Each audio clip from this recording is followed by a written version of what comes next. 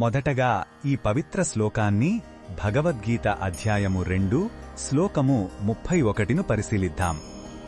యుద్ధం చెయ్యనని శోకిస్తున్న అర్జునుడికి శ్రీకృష్ణుడు ఇప్పుడు ఒక క్షత్రియునిగా అతని ముఖ్య కర్తవ్యాన్ని అంటే స్వధర్మాన్ని గుర్తుచేస్తున్నాడు. మొదటగా ఈ పవిత్ర శ్లోకాన్ని భక్తితో విందాం.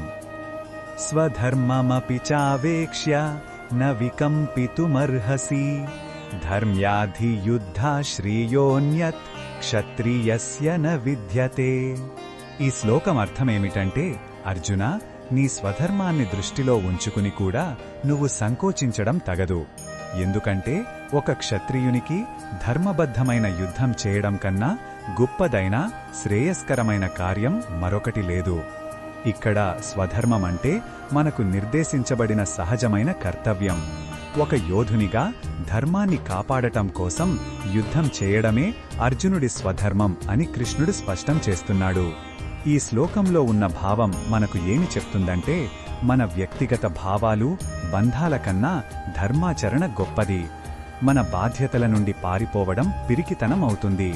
మన కర్తవ్యాన్ని ధైర్యంగా, నిబద్ధతతో నిర్వర్తించడంలోనే నిజమైన గౌరవం మరియు ఆత్మసంతృప్తి ఉంటాయి.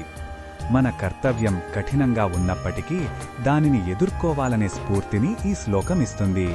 ఈ బోధనను మన దైనందిన జీవితంలో ఎలా ఉపయోగించుకోవచ్చంటే, మన అందరికీ విద్యార్థిగా, ఉద్యోగిగా, తల్లిగా లేదా తండ్రిగా కొన్ని బాధ్యతలు ఉంటాయి. కొన్నిసార్లు ఈ బాధ్యతలు మనకు భారంగా అనిపించవచ్చు.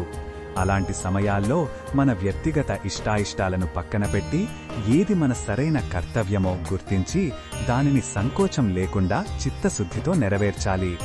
అదే మనకు శ్రేయస్సును కలిగిస్తుంది.